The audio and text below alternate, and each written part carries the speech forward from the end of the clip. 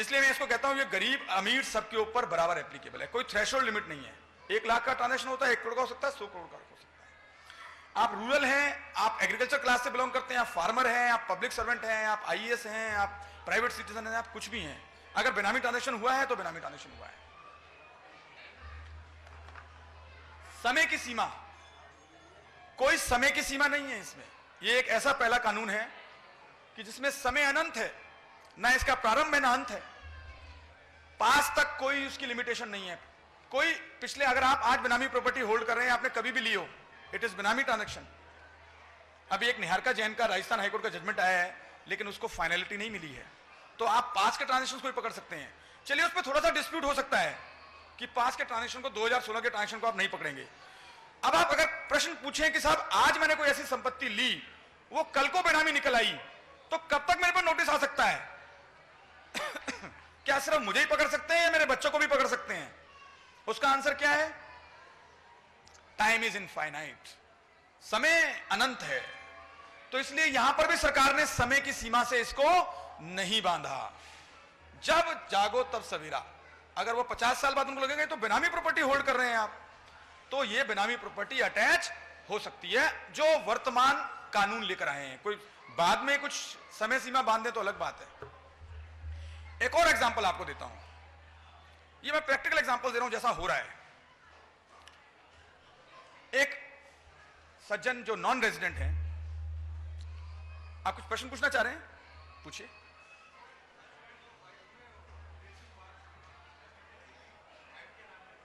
अच्छा चलिए मैं इसका आंसर देता हूं, नेक्स्ट स्लाइड में मिल जाएगा। यह पूछा गया कि नॉन रेजिडेंट साहब कि साहब को लैंड लेना चाहते थे गुजरात में, गुजरात से थे। अब चूंकि नॉन रेजिडेंट के लिए लैंड एग्रीकल्चर, वो भी एग्रीकल्चर लैंड लेना अलाउड नहीं है हमारे कानून के हिसाब से, तो उनका मन था कुछ इन्वेस्टमेंट से कुछ रिटर्न्स अर्न करने का, और पता लगा कि ये एग्रीकल्चर लैंड पे कन्वर्जन होने वाला है, कोई स्कीम आने वाली है और उसका प्राइस डबल ट्रिपल होने वाला है। तो उन्होंने अपने एक दोस्त की मदद ली, अपने मित्र से कहा कि आप लैंड ले लीजिए, मैं आपको पैसे भेजता हूं, अपने नाम से ले लीजिए लैंड। उन्होंने अपने नाम से लैंड ले ली। बाद में उन मित्र के यहां सर्च हो गई, जो भारत में मित्र हैं उनके यहां सर्च हो गई, इनकम टैक्स की सर्च। उस सर्च में पता लगा कि ये 5 करोड़ की लैंड थी पेपर्स पर एक्चुअली ये 10 करोड़ की थी, तो 5 करोड़ इसमें कैश में भी दिए गए हैं, कि जो सेलर था उसके यहां कुछ ऐसे कागजात मिले उस बिल्डर के यहां। तो अब इस झंझटों से बचने के लिए उन्होंने कहा साहब देखिए मेरा कोई लेन देन नहीं है, मैं तो उस जो हमारे नॉन रेजिडेंट मित्र हैं उनकी वजह से मैंने ये लैंड ली है, मेरा कुछ नहीं है साहब, इसमें पैसे आए और मैंने लगा दिए। तो इनकम टैक्स में तो जो प्रक्रिया चली वहां एडिशन हुआ, डिलीट हुआ, नहीं हुआ, पर ये लैंड बेनामी यूनिट का जब नोटिस आया उस लैंड को अटैच कर लिया गया। That property has become property of the government and both the persons are liable for prosecution. तो जो इंडियन फ्रेंड है उनके यहां तो प्रोसिक्यूशन का नोटिस आ गया, जो फॉरेन फ्रेंड है वो जब भी इंडिया में आएंगे उनका प्रोसिक्यूशन होगा वो अलग। This is a practical example which has happened.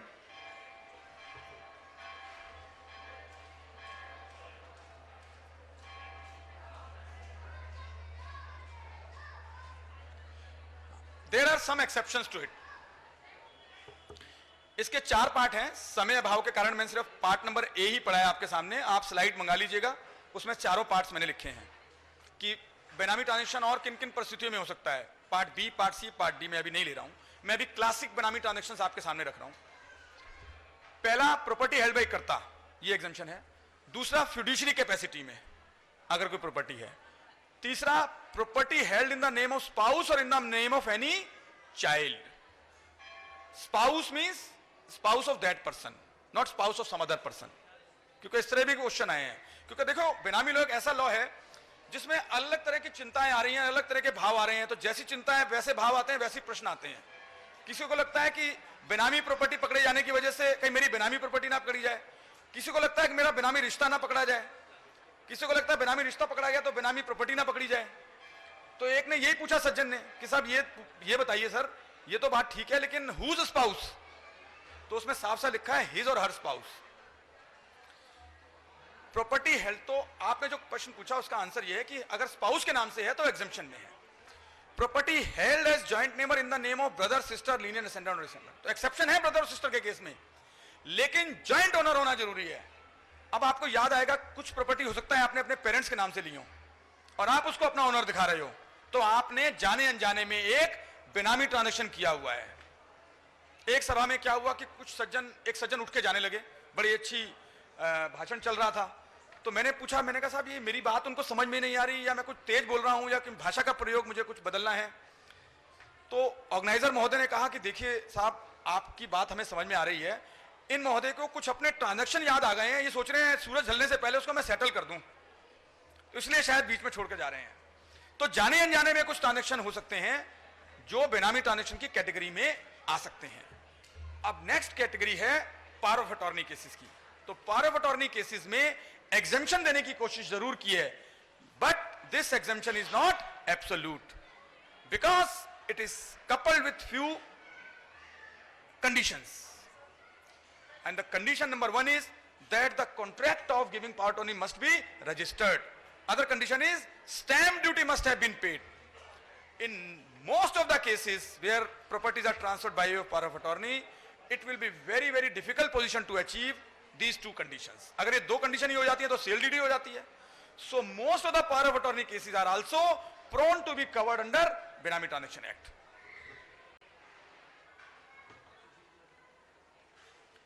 इसको हम फिड्यूशियरी कैपेसिटी को स्किप कर देते हैं.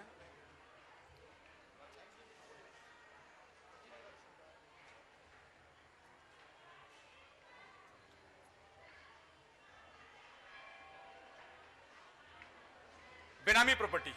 It means any property which is subject matter of Benami property and it also includes proceeds of the property. तो अगर कोई बेनामी ट्रांजैक्शन किया है, अगर आप उसको बेच भी देंगे, its proceeds में liable to be attached. वही बात कि एक बार कोई कर्म हुआ है तो वो पीछा नहीं छोड़ेगा. प्रॉपर्टी, अक्सर ये मानते हैं कि इसमें सिर्फ जमीन जायदाद इंक्लूड होगी. ऐसा नहीं है. It includes any kind of property, meaning thereby movable property also. चलिए कंक्लूड करने का समय आ गया है. मैं एक दो चीजें बस आपके सामने रख रहा हूं. Benamidar, it means a person or a fictitious person as the case may be in whose name the benami property is transfer or held and includes a person who lends his name. ये मैंने क्यों आपके सामने डेफिनेशन पढ़ी, क्योंकि अक्सर ये पाया जाता था कि सर मैंने तो सिर्फ नाम दिया था जी, मेरा तो और कुछ नहीं था काम इसमें. अच्छा आपने दिया था नाम, तो आइए सबसे पहले हार आपको ही पहनाते हैं बेनामीदार का. और बेनामीदार का हार पहनाने का मतलब क्या है? एडमिटेड केस है उसका, तो क्योंकि मैंने नाम दिया था तो बेनामीदार है, क्योंकि नाम का ही तो सारा खेल है.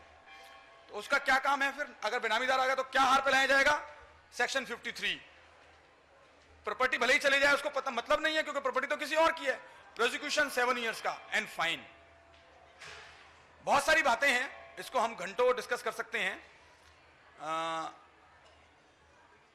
लेकिन चूंकि समय का अभाव है, बहुत सारे और अच्छे अच्छे वक्ता हैं जिनको हमें सुनना चाहिए, तो मैं एक ही बात कह के कंक्लूड करूंगा कि सरकार शायद इस कानून के माध्यम से हमें एक संदेश देना चाहती थी कि हमारी जो जनता है ये मोह से ग्रस्त है, तो उस मोह से इसका निवारण कैसे हो. तो उन्होंने सोचा कि मोह का कारण ढूंढते हैं. तो मोह का जो पहला कारण नजर आया वो नजर आया प्रॉपर्टी, जमीन जायदाद, कि भाई इसकी वजह से मोह से ग्रस्त है, तो एक काम करते हैं इनसे ये जमीन जायदाद जो फालतू है ले लेते हैं, तो मोह कुछ कम हो जाएगा. फिर पता लगा सब ये जो अत्यधिक धन जो अर्जित किया है ये भी एक मोहकार दुखों का कारण बन रहा है, तो चलिए फाइन इंपोज कर देते हैं. थोड़ा सा फाइन के रूप में धन भी कम हो जाएगा जो फालतू है, जो अतिरिक्त है, जो उपयोग में नहीं आ रहा. फिर सोचा जब जमीन भी आ गया, धन भी आ गया, तो अब ये बाहर रह के क्या करेगा, तो अंदर ही बुला लेते हैं. चलिए ये मजाक की बात थी. वास्तविक बात यह है कि सरकार ये कहना चाहती थी शायद कि जो हम अंदर से हैं वही हम बाहर से दिखें, जैसा हम सोचते हैं वैसा ही कहें, जो हमारा है उसको ही हमारा माने, जो हमारा नहीं है ना तो हम हमारा माने, ना किसी को ऐसा बताएं कि वो हमारा है. यानी कि live real life and get rid of benami life. That is a message which we are trying to get. Only then we can have happy and successful life. Thank you very much. महाराजा की चरणों में एक बार और प्रणाम. धन्यवाद. बहुत बहुत आभार सर आपका. बोलिए राष्ट्रीय प्रवर्तक, मृदु स्वभावी, सौम्य स्वभावी, राष्ट्रीय संत आचार्य गुरुदेव श्री 108 ज्ञान सागर जी महाराज जी की जोर से जयकारा लगाएंगे सर। बोले राष्ट्र संत आचार्य गुरुदेव श्री 108 ज्ञान सागर जी महाराज जी की। अब हमारे बीच हमारे दो वक्ता श्रीमान चरणजोत सिंह नंदा साहब, श्रीमान बिमल जैन साहब हमारे बीच में हैं। मैं राष्ट्र मंदिर कमेटी से और हमारे सुशील जैन साहब से निवेदन करता हूं कि आए, आप उनका आतिथ्य करें। श्रीमान चरणजोत सिंह नंदा सर जी का आतिथ्य करने के लिए मैं आमंत्रित करता हूं श्रीमान केसी जैन साहब जी को, श्रीमान पवन जैन साहब जी को, वो आए और श्रीमान चरणजोत सिंह नंदा साहब का अभिवादन करें।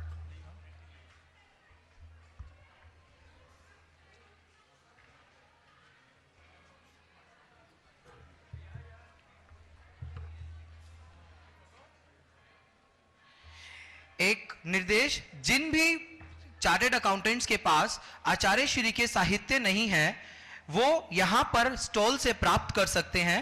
गुरुदेव ने बहुत ही अच्छे अच्छे साहित्य अपने साक्षात्कार में लिखे हुए हैं, कृपया वो आप स्टॉल से ले सकते हैं। श्रीमान बिमल जैन साहब जी का आतिथ्य करने के लिए मैं आमंत्रित करता हूं श्रीमान दिनेश जैन साहब जी को, जो जयपुर से हैं। श्रीमान क्रांति मेहता सर जी को, आप आए। श्रीमान बिमल जैन जी, जो हम जानते हैं जीएसटी एक्सपर्ट हैं, उनका अभिवादन करें।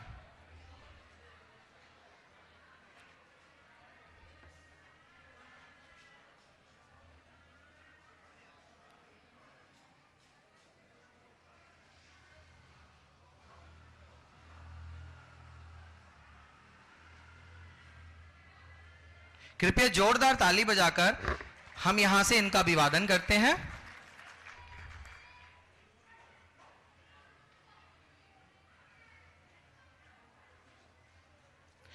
मैं आभार व्यक्त करता हूं सभी वक्ताओं का कि उन्होंने बहुत कम समय में अपनी स्वीकृति देकर हमारे बीच अपने गणमान्य उपस्थिति दर्ज कराई। अभी गुरुदेव अपने साहित्य श्रीमान चरणजोत सिंह नंदा सर जी को देते हुए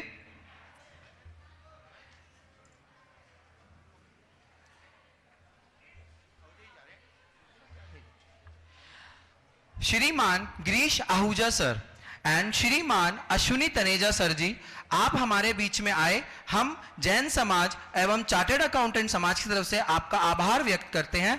इसी के लिए, इसी श्रृंखला में श्रीमान गिरीश आहूजा सर जी का सम्मान करने के लिए एक मोमेंटो हमारी दिगंबर जैन समाज श्री अंकुर जैन जी, श्रीमान पवन जैन साहब, श्रीमान हरीश चौधरी जी से आमंत्रित करता हूं कि वो आए, श्री गिरीश आहूजा सर जी का आतिथ्य करें।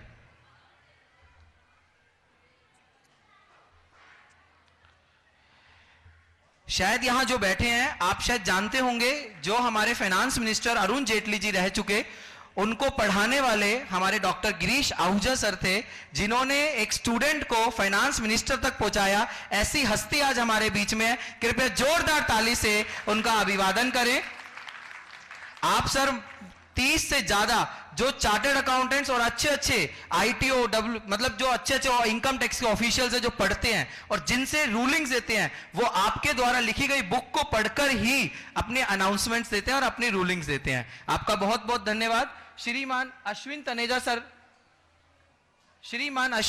सर जी का आतिथ्य करने के लिए मैं आमंत्रित करता हूं श्रीमान केसी जैन साहब जी को, श्रीमान सुशील जैन साहब जी को, श्रीमान प्रमोद जैन साहब जी को, वो आए और श्री अश्विन तनेजा सर जी का मोमेंटो देकर, एक पहचान पत्र देकर हमारी तरफ से, जैन दिगंबर समाज की तरफ से आतिथ्य करें।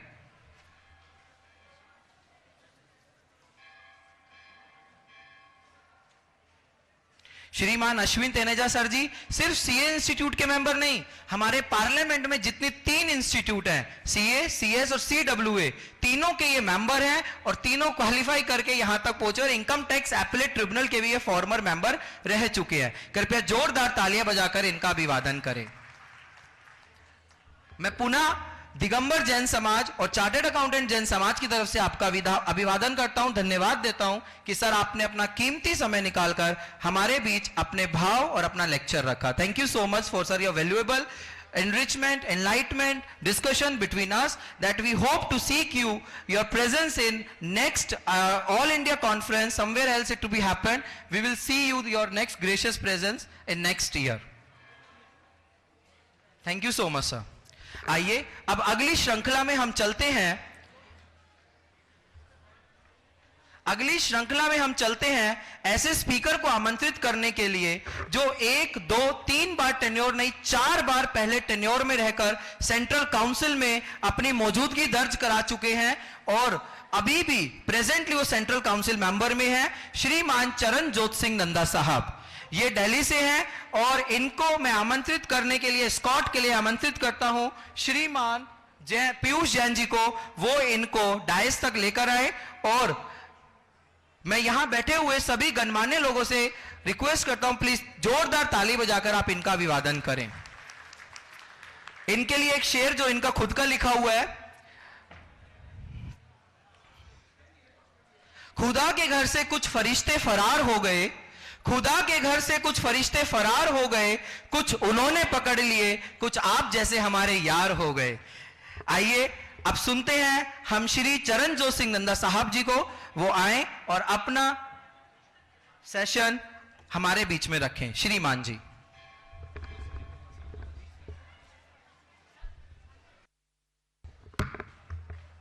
पूज्य श्री मुनिवर जी, मेरे साथी जो डायस पर हैं, डायस के नीचे हैं, मैं तहे दिल से मशकूर हूं ऑल इंडिया सीए जैन समाज का, जिसने मुझे आज आमंत्रित किया है 2 शब्द कहने के लिए।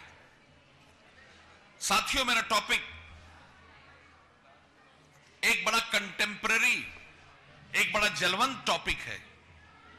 किस प्रकार आप अपने कार्यशैली और अपने घरेलू वातावरण को बैलेंस करके चलते हैं।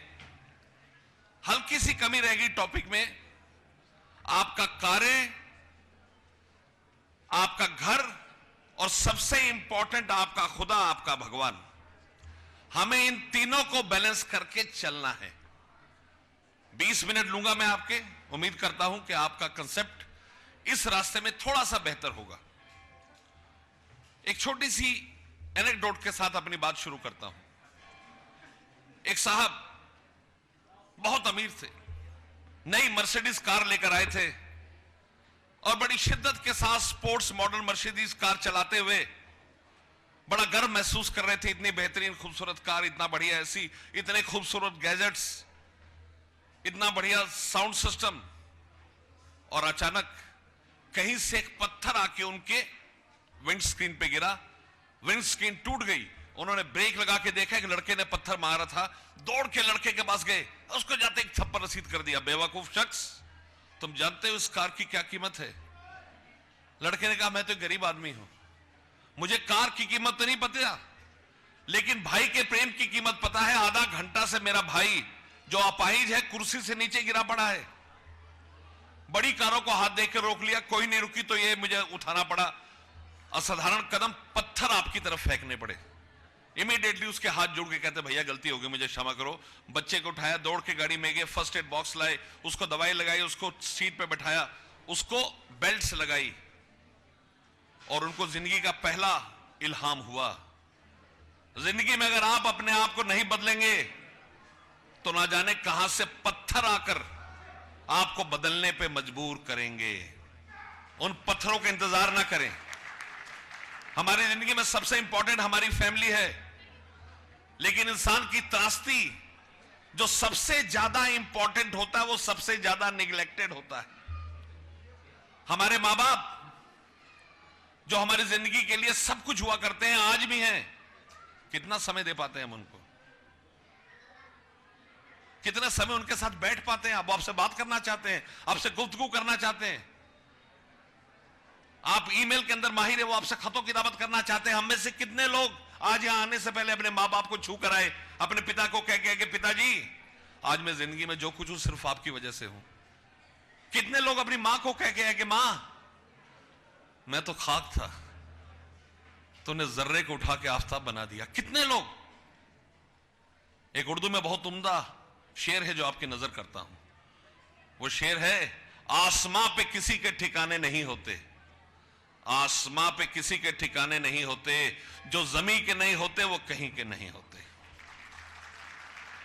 जो अपने घर के नहीं हैं, अपने प्रभु के नहीं हैं, धंधा करके भी क्या कर लेंगे।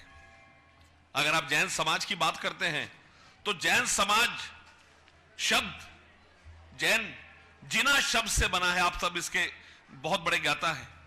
संस्कृत का शब्द जो कहता है कि जैन वो वीर हैं जो अपनी जीवन में अपने कर्म के द्वारा अपने असंख्य योनियों को खत्म करके मोक्ष को प्राप्त होता है।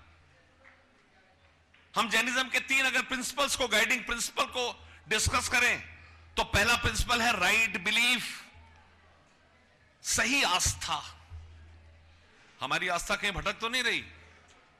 क्या ऐसा तो नहीं कि हमारी सोच शॉर्टकट के चलते अपने धर्म के रास्ते से विमुख होकर दूसरे रास्तों पे चल पड़ी है, तांत्रिकों के पास, ऐसे लोगों के पास जहां से कुछ हासिल नहीं होना। दूसरी सबसे बड़ी गाइडिंग प्रिंसिपल राइट नॉलेज, सही ज्ञान होना। कितने लोगों के पास सही ज्ञान है और कितने लोग सही ज्ञान पाना चाहते हैं और सही ज्ञान के हिसाब से जीवन बिताना चाहते हैं।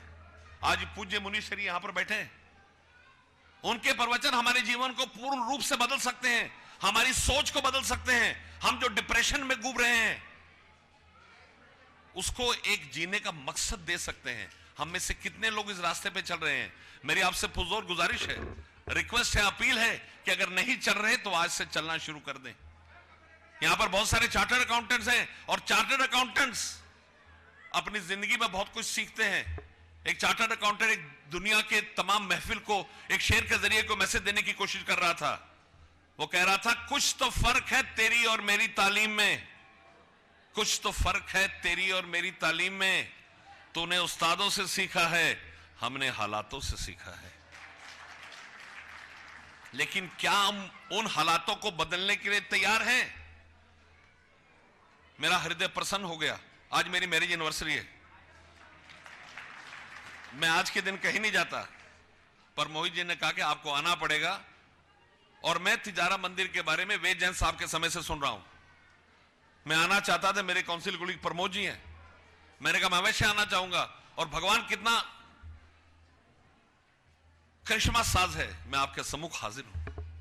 अगर हम अपने ज्ञान को, अपनी आस्था को सही रास्ते पे डालेंगे तो तीसरा जो जैनिज्म का सबसे बड़ा गोल्डन प्रिंसिपल है, राइट कंडक्ट, आपका जीवन की रूपरेखा बिल्कुल सुधर जाएगी। जीवन में आपको एक बात याद रखनी है, आपका विश्वास, आपका ज्ञान, आपकी सोच आपको वो रास्ता दिखाएगा कि आप जिंदगी में डरेंगे नहीं। मैं खुदा का नाम लेकर पी रहा हूं दोस्तों, मैं खुदा का नाम लेकर पी रहा हूं दोस्तों। जहर भी इसमें हुआ तो दवा हो जाएगा, जहर भी इसमें हुआ तो दवा हो जाएगा। जो कंडक्ट है आपका, जो आपकी आस्था है, आपको बदल देगी। और बदलने में कुछ चाहिए नहीं।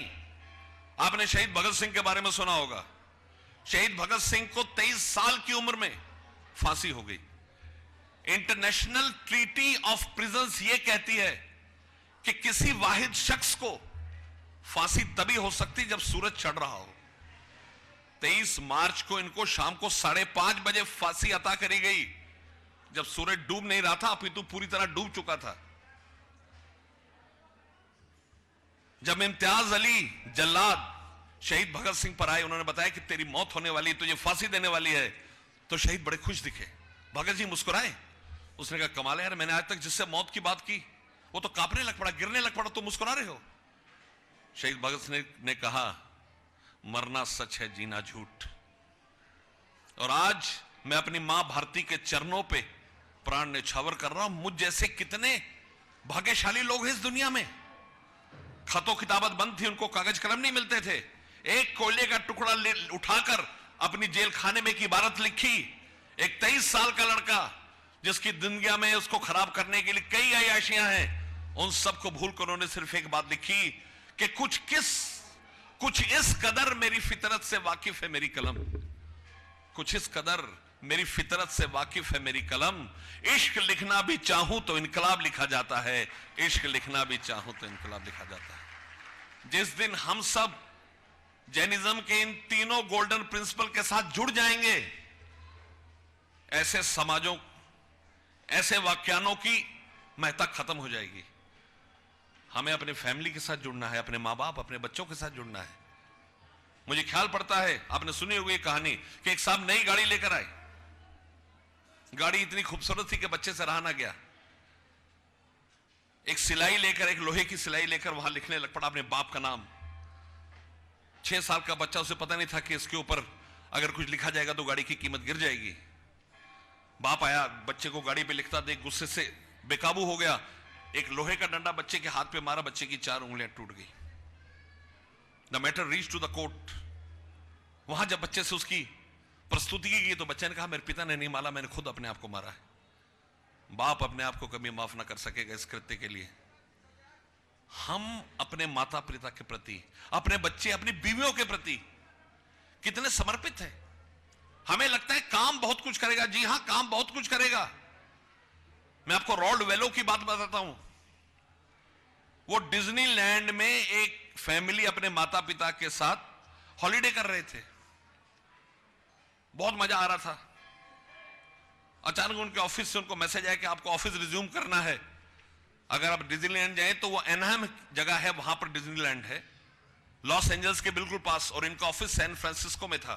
तो अगर आप सैन फ्रांसिस्को जाएं लॉस एंजल्स से तो घंटे भर की फ्लाइट है, और तकरीबन 8 घंटे की पैसिफिक सी ओशन से बहुत खूबसूरत नजारे वाला रास्ता है। इन्होंने फ्लाइट का टिकट बुक कराया, अपनी मां को जाके कहा। मां ने कहा बेटा 17 साल के बाद हम इकट्ठे हुए हैं, यह तय है कि 17 साल के बाद हम दोबारा मिल नहीं पाएंगे। उसने कहा अम्मा जाना है। उसने कहा देख ले बेटा, इससे पहले कि वो मीटिंग में पहुंचते उसकी मां चल बसी। क्या बैलेंस की रिक्वायरमेंट लाइफ में नहीं है? आप हॉलिडे करते हुए अपने घर से निकल गए। मैं ऐसे बहुत सारे लोगों को जानता हूं जो अपनी चरम जवानी के दिनों में बहुत मेहनत करते हैं।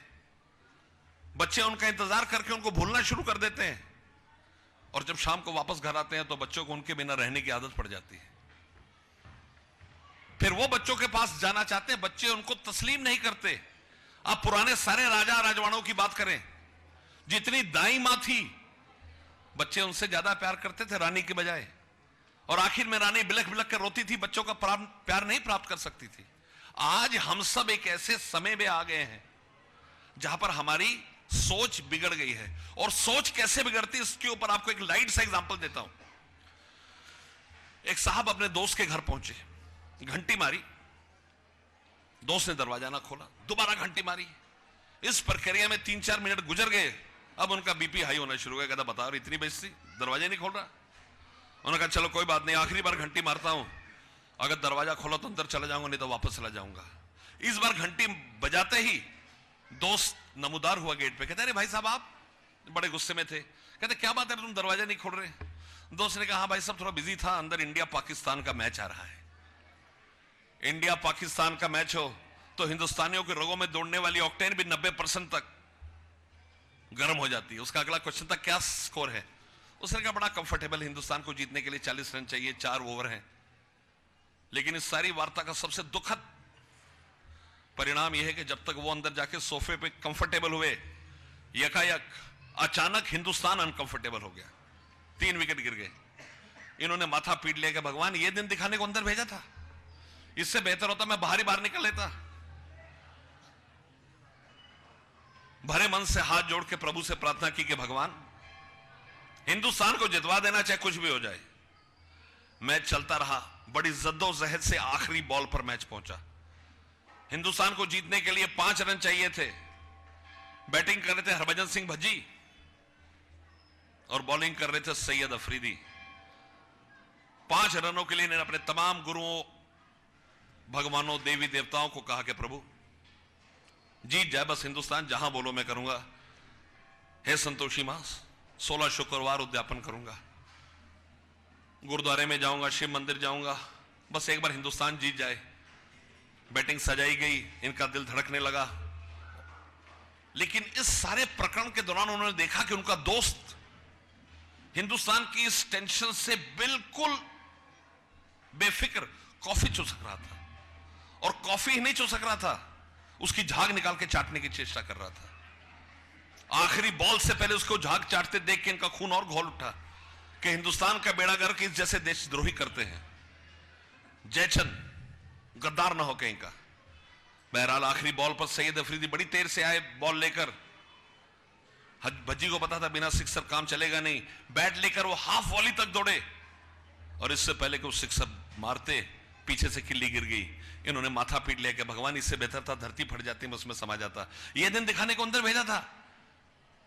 आदमी की खास फितरत होती है, जब तक वो चलता है उसको लगता है वो खुद चल रहा है, जब वो फंस जाता है उसका गिला शिकवा भगवान से शुरू हो जाता है। जिंदगी में याद रखना, जब आपको भगवान की आप प्रार्थना करने के लिए पुस्तक उठाते हैं, पुस्तक खोलते हैं, आपको तमाम जहान की दुश्वारियां याद आ जाती है। ठाकुर साहब से 20,000 रुपए दे नहीं रहे भाई, ऑफिस में लोग डिसिप्लिन से चलते नहीं। जब आप पूजा करोगे आपका ध्यान भटकेगा, उस भटकन को रोकना बैलेंस है।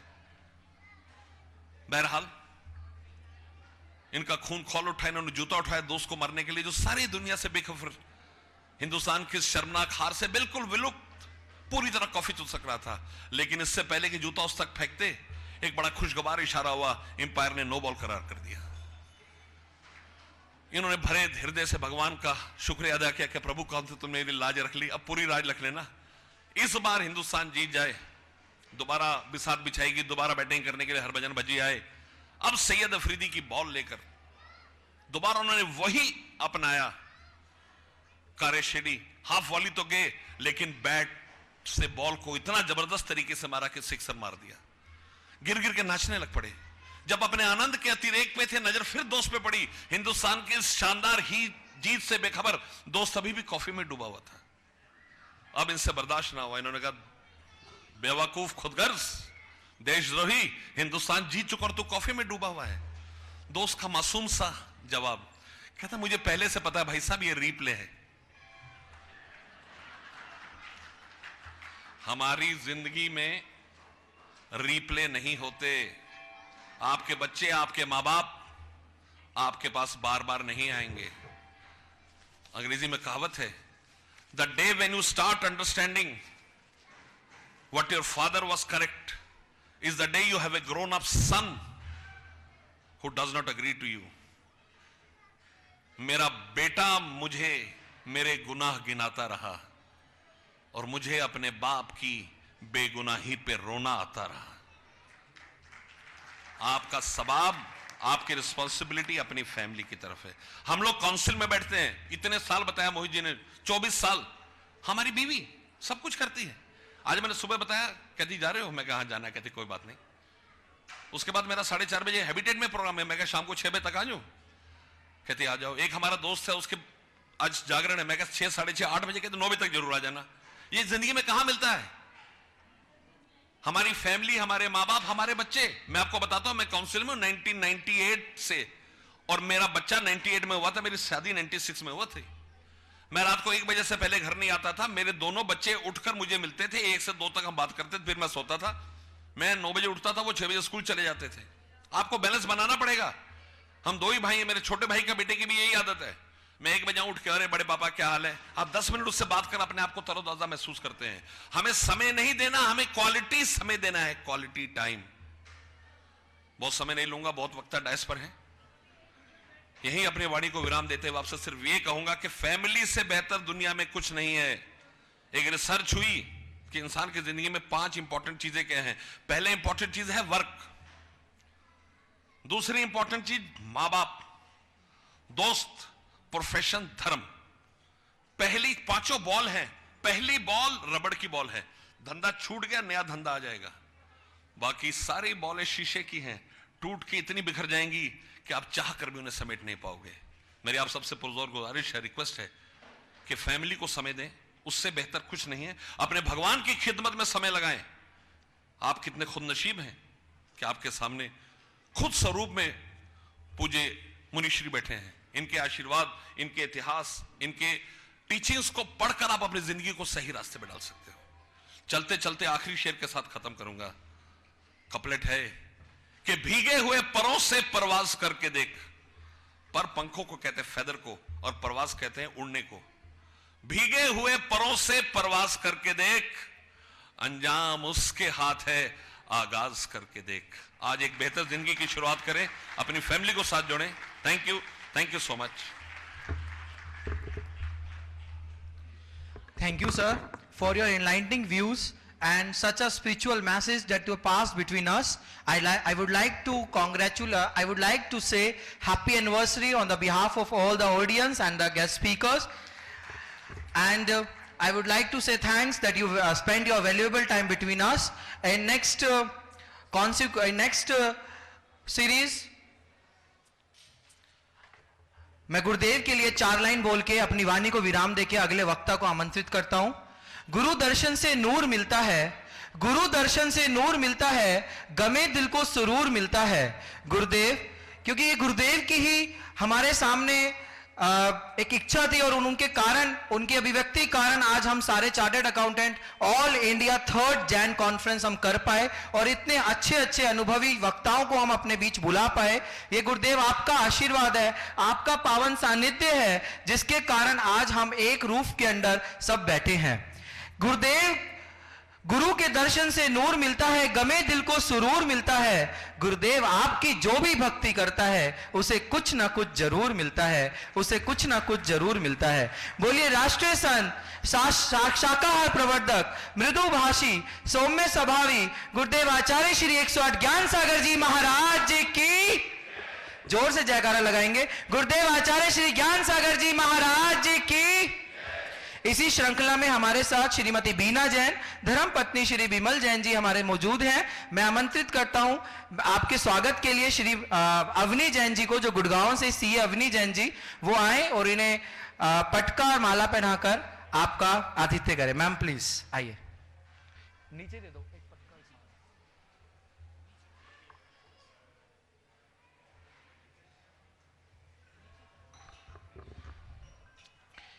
अगली श्रृंखला में आगे के सेशन के लिए मैं अपने दोस्त श्री सीए पीयूष जैन जी को आमंत्रित करता हूं कि वो आए और आगे का कार्यक्रम सुचारू रूप से चालू करें। पीयूष जी।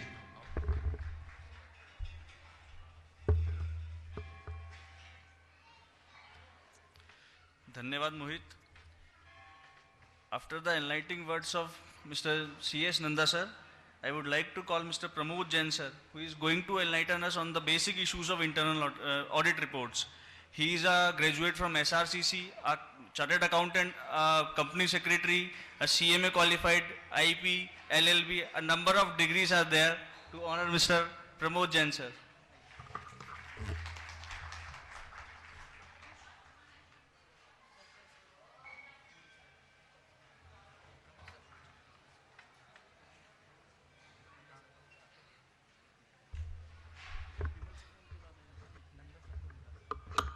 Due to shortage of time, I would like to invite Shri Nanda sir, please, and invite the dignitary of the Jain Samaj, Shri Pawan Jain ji, Shri Kranti CA Mehta ji, and Shri Sushil Jain ji,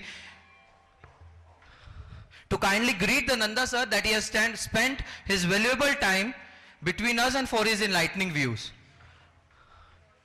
Shri Pawan Jain ji,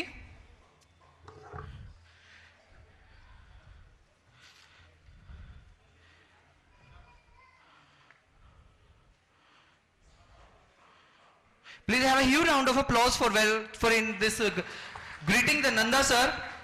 तालियों से अभिवादन कीजिए। और sir, हमें आशा है कि आपकी मौजूदगी हमें समय समय पर हमारे बीच मिलती रहेगी। आइए अब प्रमोद जैन सर जी का हम सेशन चलते। आइए सर प्लीज। परम पूज्य आचार्य श्री 1008 ज्ञान सागर जी महाराज साहब को कोटि कोटि वंदना। नमोस्तु नमोस्तु नमोस्तु।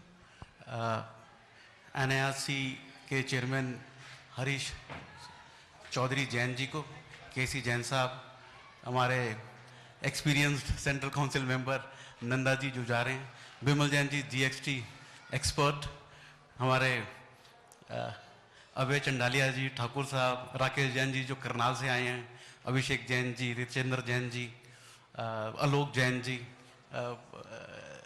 ये हमारे ब्रिजमोहन बरवान जी अलवर से, very good friend of hours, सबको मेरा बहुत बहुत नमस्कार। टॉपिक जो मैं आज 20-25 मिनट के अंदर मैक्सिमम लूंगा, बेसिकली इट इज अबाउट, अगर मैं बात करूं बेसिक्स ऑफ ऑडिट रिपोर्ट्स। जो सबसे पहला क्वेश्चन होता है कि कोई भी हमारी कंट्री के अंदर कोई भी बैलेंस शीट, कोई भी फाइनेंशियल स्टेटमेंट है, उसका ऑडिट कौन कर सकता है? उसका ऑडिट कौन कर सकता है? अगर कोई भी फाइनेंशियल स्टेटमेंट है, उसका ऑडिट सिर्फ एक चार्टर्ड अकाउंटेंट कर सकता है, chartered accountant in practice and no one else.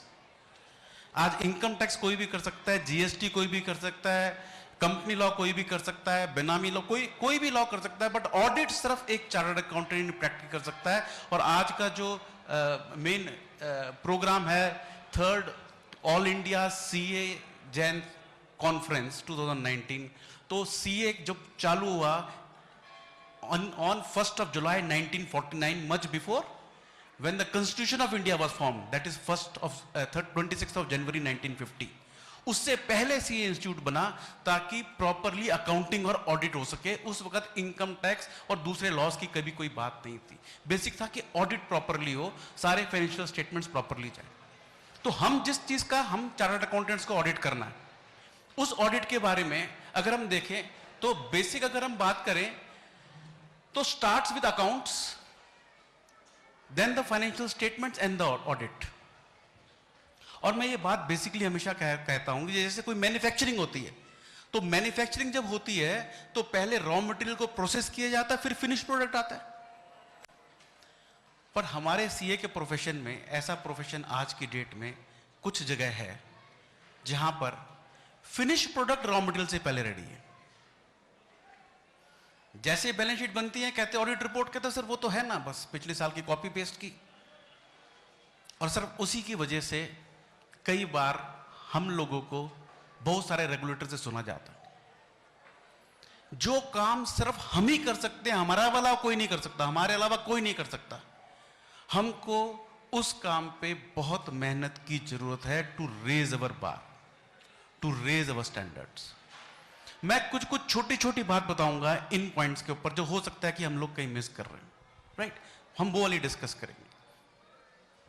अगर मैं ऑडिट्स की बात करूं तो ऑडिट्स यस बहुत सारे तरीके की होती है। स्टैच्यूटरी ऑडिट होता है, टैक्स ऑडिट होता है, इंटरनल ऑडिट होता है, फॉरेंसिक ऑडिट होता है, जर्नल, बहुत सारे ऑडिट्स होते हैं। और ये मंदिर है, इस मंदिर का ऑडिट होना है, कोई भी संस्था है उसका भी ऑडिट होना है।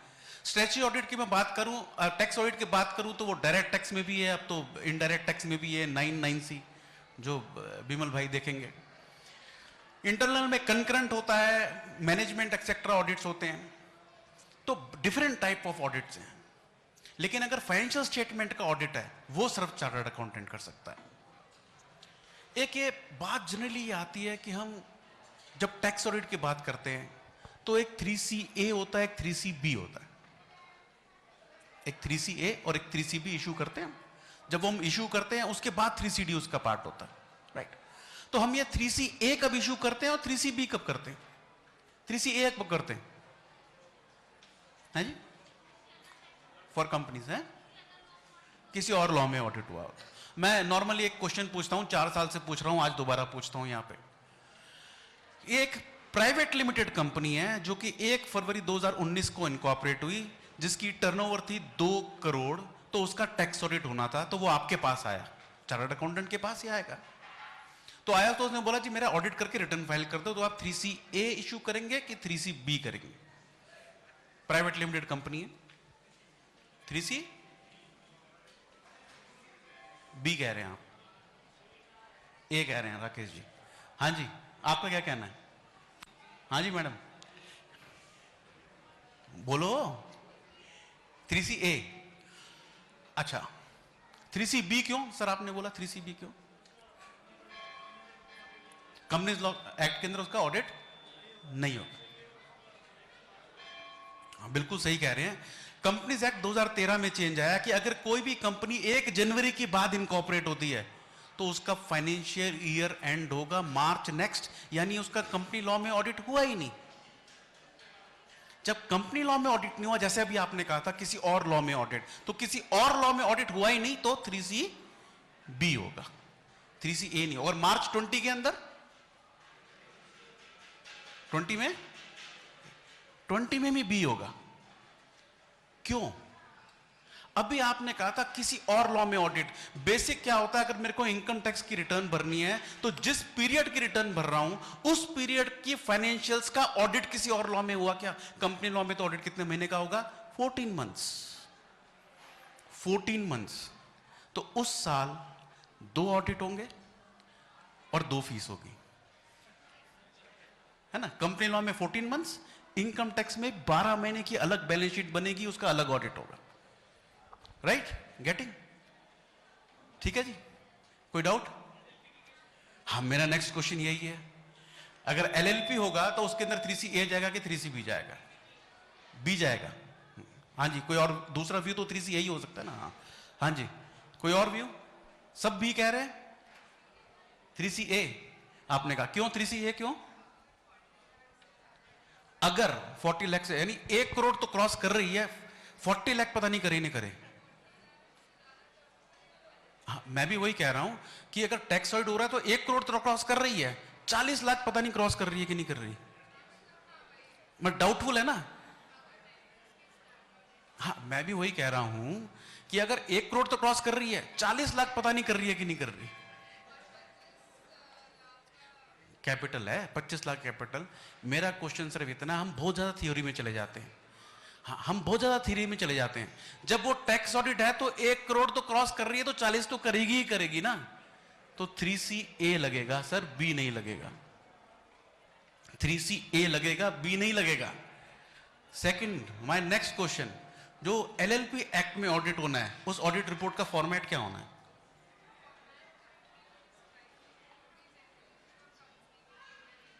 वही ले लेते हैं। हाँ जी, ऑडिट मैं ही कर सकता हूं, मेरे अलावा कोई कर नहीं सकता, मुझे पता नहीं फॉर्मेट क्या होगा। ये स्टेटस है ना, मेरे को ही करना है ऑडिट, मेरे अलावा तो कोई कर नहीं सकता, पर मेरे को क्या फॉर्मेट में करना है मुझे वो नहीं पता। तो कौन करेगा? सीए इन प्रैक्टिस के अलावा कोई नहीं कर सकता, चार्टर्ड अकाउंटेंट ही कर सकता है सिर्फ, और उसको ही नहीं पता तो फिर कैसे प्रोफेशन आगे चलेगा? एक्चुअली सही बताऊं तो यहां मैं कहता हूं घर की मुर्गी दाल बराबर। वाई? कि हमारे इंस्टीट्यूट, सीए इंस्टीट्यूट के 2 स्टैंडर्ड्स है, accounting standards and standards on auditing. हम सारे के सारे उन दोनों में वीक है। कोई भी ऑडिट की बात आती है तो only and only standards in auditing. आप जो कहते हैं ना कंपनी वाले ले लेंगे, कंपनीज एक्ट में भी कोई फॉर्मेट नहीं है। The only format is SS 700, 705, 706। चाहे एलएलपी हो, चाहे ट्रस्ट हो, चाहे संस्था हो, चाहे आरडब्ल्यू हो, चाहे पार्ट, कुछ भी हो, SS 700 ही होना है और कुछ नहीं होना। ठीक है? ये बहुत बेसिक चीजें जो हमको पता होनी चाहिए। अगर मैं ये बात करूं, ये 3CB और 3CA में क्या डिफरेंस है हमने डिस्कस किया। बेसिक डिफरेंस ये है कि जब मैं 3CB इशू करता हूं तो 3CB में मैं फाइनेंशियल स्टेटमेंट्स का भी ऑडिट करता हूं। इसमें सिर्फ 3CD नहीं है, फाइनेंशियल स्टेटमेंट्स का भी ऑडिट करता हूं, यानी प्रोप्राइटरशिप, पार्टनरशिप, एलएलपी, इन सब की बैलेंस शीट का ऑडिट भी इसी में करता हूं। तो हमने इस बार 31 अक्टूबर का किया ऑडिट। तो प्रोप्राइटरशिप, पार्टनरशिप का जब हमने ऑडिट किया तो हमने क्या उसके नोट्स टू अकाउंट्स बनाए? क्लाइंट बनाता है, एग्रीड, हम हेल्प करते हैं। तो क्या वो नोट्स टू अकाउंट्स बने थे? उसमें क्या लिखा हमने, क्या लिखवाया हमने?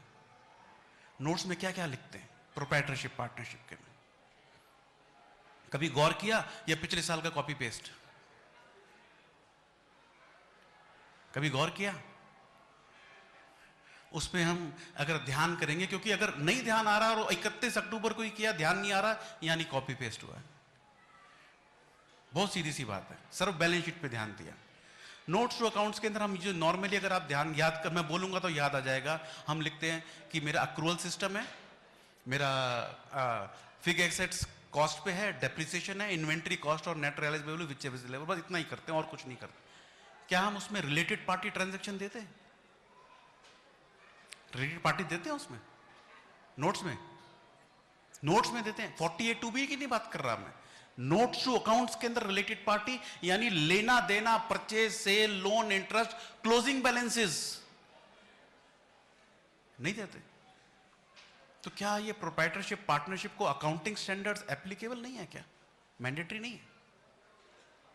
मैंडेटरी है कि नहीं है? मैंडेटरी है ना?